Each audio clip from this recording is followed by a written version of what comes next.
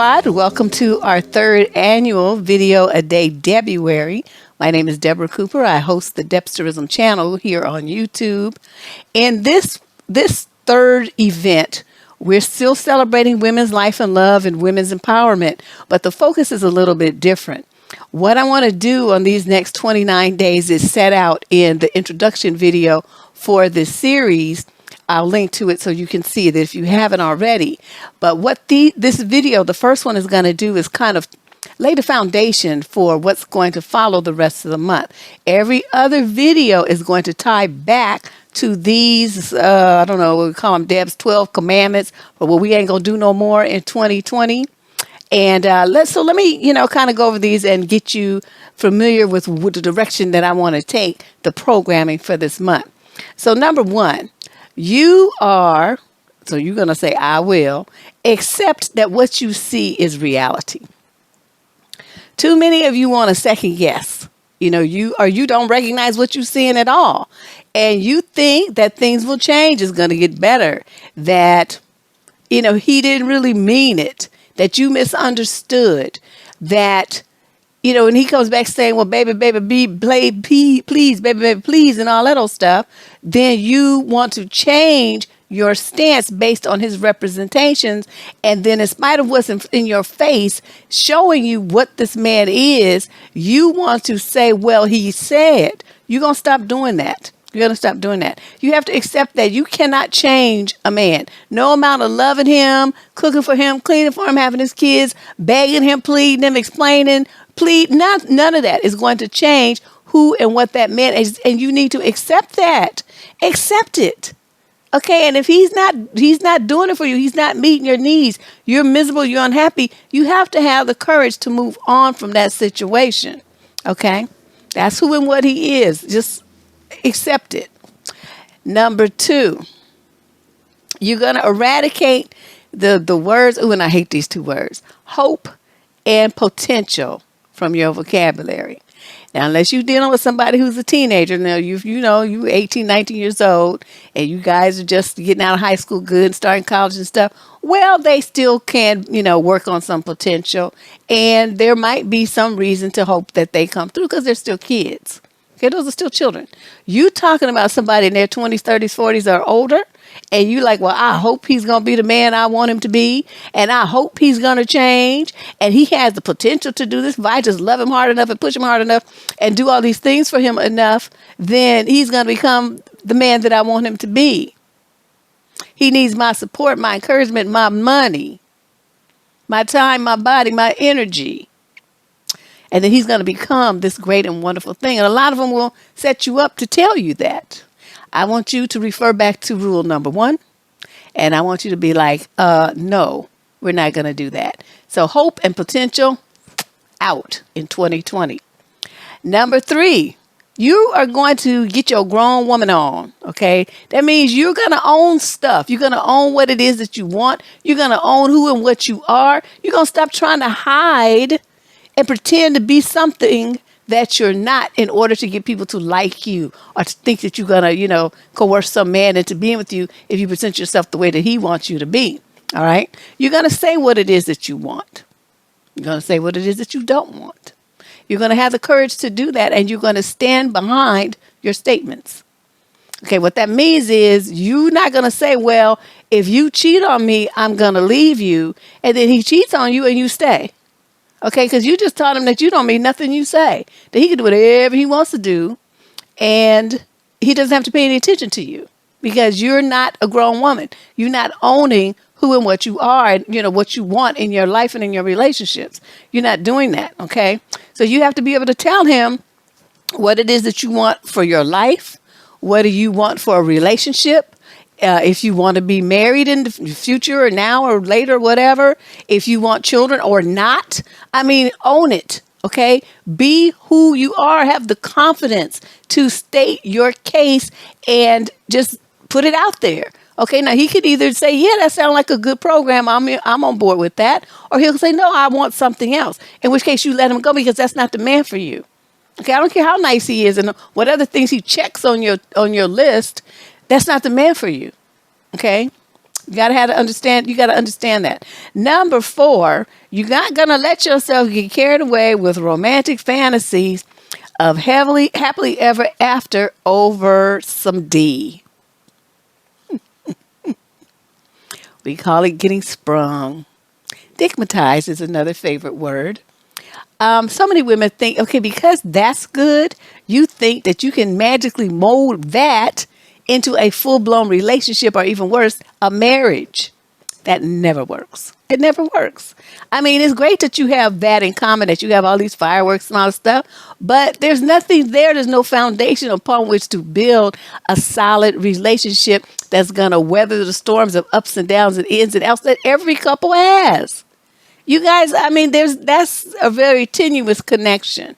It's very fleeting. And unless there's something else with it and a whole bunch of something else, it's not going to last long. It's great that it's exciting, but put that in the box into which it belongs and don't try to make it be more than what it is. Okay, accept it. Refer back to rule number 1. Number 5, I'm going to eliminate the voices of negativity, of criticism, and of scarcity that you allow to speak fear into you. Fear is I think it's the number 1 motivator to get people to do what you want. When I was little, my dad used to say people were motivated by one of 2 ways, either the pursuit of pleasure or the avoidance of pain. And I didn't really know what he meant because, he used to talk all this stuff to us and we were like, what? What you talking about? But as I got older, I understood what he meant. And I would have to say 90% of the population is motivated by fear. They're afraid if they don't do something, that something's going to happen. That, that they have to do this certain thing to avoid whatever the repercussions may be. And sometimes that is a smart situation. Like, you don't want to go shooting up folks because then you'll be in prison for life. I mean, that kind of avoidance makes sense. But in general, when I'm talking about a relationship, I mean, you women who will glob onto some piece of man and want to try to stay with him because you're afraid, what if I don't find somebody else? What if this is as good as I'm going to get? And I lost him. I turned him down. I rejected him. He didn't seem good enough. What if I regret it? What if I have to try to get back to him? So you talk all these fears to yourself, right? And so you stay in some stupid situation with some man that's beating your behind. He's not working. He's using you. He's doing all kind of other stupid stuff. And you just stay and stay and stay because you're too afraid to leave for the unknown. You would rather stay with the known stupidity than take a chance on clearing the path of your life to let in the light that is supposed to be there. As long as you keep darkness around you, light can't shine there. It's not enough. Okay, you got to clear the darkness out. And darkness is these horrible relationships that y'all be in. I mean, every week we hear about it on advice, in advice letters on What the Fuck Tuesday. It's just terrible. Some of the choices that you guys make, you're just destroying yourselves. And you do it willingly because you're afraid to let it go. You're afraid to be, quote, by myself. What if I don't find anybody else? I hate being single, this and that. In essence, if you're not being loved and respected and treated well, you're single already. You don't really have a partner. You just have some dusty bum in your life. It's just terrible. So a lot of you also have this fear of abandonment that ties into this as well. So you do everything that you can to try to keep him around, even doing things that you know are going to be damaging to your self-esteem and your self-confidence and your opinion of yourself. You just, you do things that make you feel low and small, and that's not good. That kind of stuff stays with you. You also will try to, hang on to the guy. You just glob onto him. You want to be in his face all the time. If he's not calling you all the time, checking in 24/7, and, you're texting him or he's texting you, if he has any downtime, he doesn't get right back to you, you just flip out and go crazy. Have the confidence to let the man do his own thing, be with his friends, and enjoy quiet time, watching the games, playing video games with his friend or son or something. I mean, whatever. Why do you have to be like all over him and all up in his face all the time? Or you just feel like something's wrong. Okay, you're going to stop doing that too. That's just ridiculous. Get yourself a hobby, a second job, Go back to school. Do something with yourself that's positive and stuff's making a man your hobby and your number one interest. Number 6, I will carry myself in a way that portrays high value and high self-confidence. What does that mean? That means you're going to stop acting like desperate. We did a video some time ago where a woman met a guy and then he says, come by my job. And so she brings him food. He ain't even taken her on a date yet. And she driving by his job in the parking, meeting him in the parking lot of his job. Okay, what is that? And then the women who were, co-signing on that kind of behavior were like, well, that has the potential to be a relationship. And so they would feel like they needed to do all of that because of the potential that this man might want them. Okay, that's desperate, and that indicates very, very low self-esteem and a woman of low value. So that you just spread yourself all over the place like peanut butter. A woman who holds herself in high regard would never do anything like that. Dude is going to treat me right. He's going to call me up. He's going to say, let's go out on a date. And he's going to come and he's going to pick you up. And he's going to act like a gentleman. And he's going to show you a good time. And you guys are going to talk and get to know each other. That's how he's going to do. And he knows that's what he's supposed to be doing. But if he can get away with not doing it because you let him, well, then guess what? He's not going to do it. They're only going to, they rise to the level that you demand that they rise to, or they just take the easy route out. If you give them the easy route, they're going to take it every time. Okay. So this also means that you need to have boundaries in place, right? You stop sacrificing your dignity, your self-respect, your self-esteem, your body, your money, your home, your children. You stop doing all of those things. Your time, your energy, your interests. You sacrifice your family, your friends, everything to get, be around this man and have this man around. Because a woman who does that, you want to stop doing it because a woman who does that is not a woman with high value. He will never see you as having high value because you're too available and you're too easy. All right. Let's move on to number 7. I will take steps to eliminate anyone, and it could be family or close friends, who demeans, disrespects, discounts, or denigrates me or my dreams immediately. That's what you're going to do. A lot of you make excuses when people say that kind of stuff. You're like, oh, well, they didn't really mean it. They're just having a bad day. They were upset at me because of something else.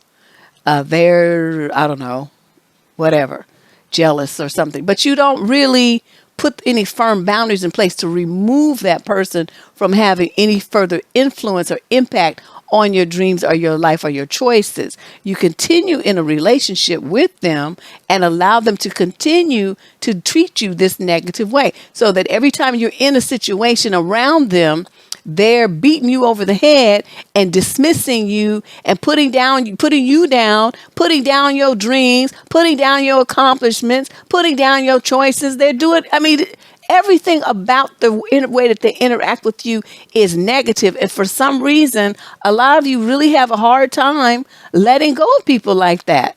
I don't understand it personally because I'm going to be so done. You get one time to criticize me. And, if I ask you for your opinion, that's one thing. But if I'm not asking you and you come volunteering all your thoughts and feelings about what I do and who I am and what I say and do and all that stuff, guess what? The next thing you going is out the door because I don't want to be bothered. I don't give a fuck what you have to say. It's irrelevant to what I choose to do. And so, I'm not saying you guys have to be that hard and cold like me. I'm just like, done. But you should really consider what value is this person bringing to me and check in with yourself. After you spend time with them or talk to them, how do you feel? And if you're constantly feeling bad and doubtful and confused and hurt after you interact with this individual, that should be a clue that this person is not healthy for you and that you really should, get on the path that I'm trying to get you on to cut those people out of your life. But check in with yourself first and see how you feel. Okay. Number 8, I will arrest the fears of abandonment and being alone that push me into accepting scraps or hanging on to a NAM or a situation that isn't meeting my needs. I think a lot of women, when it's over, it's over. You see that it's not working. You see that it's abuse. You see he talks to you crazy. You see he's not holding up his end of the bargain. You made a decision that is over, or he did. Why can't you let him go? Why can't you just move on from that situation and let that situation just die out. I don't understand why so many women fight to hang on to nothing. Have the courage to let it go. Go through the motions of grieving, because that's what you have to do after a relationship ends. Cry, eat gallons of ice cream, work out at the gym till you just fall out from exhaustion, put on every sappy movie that you've ever seen and your queue and Netflix and just go for it. Cry your eyeballs out. Do whatever it is you need to do. Then you get up and you dust yourself off and you move on. Because you know that you did not deserve to be treated that way. You deserve more. You deserve better. But as long as you keep hanging on to him out of desperation and fear, that's it. That you can't stand to be alone or whatever. I don't know what y'all be thinking. But anyway, my favorite quote is, I have this on my desk at work for W.C. Fields. It says, "If at first you don't succeed, try again. Then give up. There's no sense in being a damn fool about it."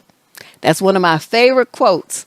So, in his mind, it's, you do want to try, but at a certain point, it becomes like self-defeating. It becomes an exercise in futility. You see it's not working. You tried a couple of times. It's just still fucked up. Well, then let's move on from this and let's, and have the courage to do so, ladies. All right. Number 9, I will stop making excuses for men, deluding myself into thinking, quote, he doesn't understand. How many times do we hear that? Of course he understands. What is he, like 2? Is he not speak English or whatever language you speak? Is this a different, he speaks a different native tongue? Are you Martian or something? Speaking in beeps and tweets and twitters and scratches, so he can't understand what you're saying? He totally understands what's going on. Stop making excuses. You just don't want to leave. And so you try to make an excuse for why you have to stay. I'm going to explain it to him. I don't think he understands. And then you sit there wasting your air, your lung power, and your brain and your time saying the same thing over and over and over and asking and rephrasing and stuff, trying to get this man to be something different. Refer back to rule number 1. What you see is what you get. Okay? We keep going back to that. Y'all just have a really hard time accepting reality. It drives me crazy. And then when you're thinking that he doesn't understand, you want to give him another chance. And, he's going to try to beg and plead. Well, baby, I didn't know that's what you meant. And all this kind of stuff. Knowing full well he knew everything, but he chose to do something different. He just playing you. Number 10, I will not allow my feelings, your unchecked feelings, to control your thoughts, your behaviors, or your decisions. Now, this is very difficult for women because it's like a lot of them are like, well, I'm just an emotional person. I feel things deeply and this and that. And you know what? You can feel things for your kids. You can feel things for your parents. Sometimes not even them, because we got a bunch of dusty parents coming in on the advice column lately. But I'm just saying, those kind of, people like that, you can have feelings for. You dealing with a man, you don't have feelings about that. Okay? Your feelings of him are based on how he treats you. If he ain't treating you like nothing, then you don't make a decision to be with him. Okay? You don't have to work and earn people's love. That's what a lot of you seem to feel like. You have to prove yourself. You have to compete with other women. You have to, show him and prove to him what kind of woman you could be. And as you audition to be his wife and go through all these changes and jump through all these hoops and over hurdles and climb through tubes and mountains, you want to do all of this stuff to try to convince this man that you're worthy of being with him. And I'm telling you, stop doing that. Just show up. Be honest, be loving, be open, but have your boundaries in place. And if he does not, do what it is that you need him to do or say the things you need him to say, or have the follow through that he's supposed to have as your man and your team member, then you get rid of him. It's just like that. And so you love, the number one excuse that women have, he'll do all these egregious things, right? All this crazy stuff. And then, they write in or they talk to you on the phone, whatever. But then here they come. But I love him though. I love him though. So you focusing on your feelings instead of the pain that this man is bringing into your world. Why are you doing that to yourself? I don't get that. I'm telling you. We see that a lot, right? But I love him though. I know he had a baby with somebody else, but I love him though. I know he put me in the hospital, but I love him though. I know he's spending a lot of money on drugs, but I love him though. I don't understand that. I think it's important for women to start, over this course of this month, to start thinking about the situations that we're going to be talking about using this. Okay. I'm not saying you can't feel anything, but if that shouldn't be your dominant operating mode when you're dealing with a man, okay, you got to use this. And if this checks out and you guys on the same page, then you can involve more of this. But you go in leading with your heart, you're going to always make stupid decisions because feelings are illogical. Okay. And emotions change with the course of a wind. So I would never make a decision for my life, my health, my body, my home, my money based on feelings. And again, these are all things that you guys can check in with yourselves about. These are just my ideas, my suggestions for what you should do. The one who's going to have to make the ultimate decision on how to do this is you. We have a lot of guests, though, that'll come in this month that'll help you, navigate this. Number 11, I will not put my life on hold waiting for a man to complete me. This is important because I think a lot of women feel like they don't want to have too much or climb too high because they feel like a man will feel intimidated and that they're trying to, quote, be the man and all this kind of stuff. So you downplay your talents, your skills, your abilities. You don't try as hard to make yourself great. You hold yourself in check. You hold yourself back because you want some man to come into your life and feel like he's the leader and the king and all this stuff, even though you could outrun him with one hand tied behind your back and one leg too. But you want to present this image that you've been raised to think that that's how you're supposed to be in a relationship. And I'm telling you, shine your light and go for the gusto. Be the great person that you are. If you have dreams and things that you want to experience in life as goals that you set for yourself, make them happen. Buy your house that you want. Furnish it nicely. Okay, I know women who, they were afraid to travel. So they finally got themselves together and they go travel with a friend or whatever. And then sometimes they can even get the courage up to go by themselves. I go all over the country by myself. I was not tripping. You can, and even into foreign countries. And you can also, sometimes I can't even tell you how many women I've met who won't even go out to dinner by themselves or lunch. They're terrified to do that because they feel like they should be with a man. Or at least with some other person. And I'm telling you, have the courage to do the stuff that you want to do. A new restaurant opens up, take your butt over there. A new jazz club open up, take your butt over there. Get you one ticket and sit there and have your drinks and enjoy the show. Stop this. Putting yourself in all kind of cages and boxes because you trying to please some man that's not even in your life yet. You worried about some invisible Johnny Joe, somebody who hasn't even come yet. Oh my God. Y'all just be doing the most. And my final one, I will exhibit patience and allow a relationship to unfold at a natural pace. Okay. That means you're not going to put pressure on dude to give it a title. You're not going to put pressure on yourself to, ask him, well, where's this going? Because I don't want to waste my time. What are your intentions on a second date?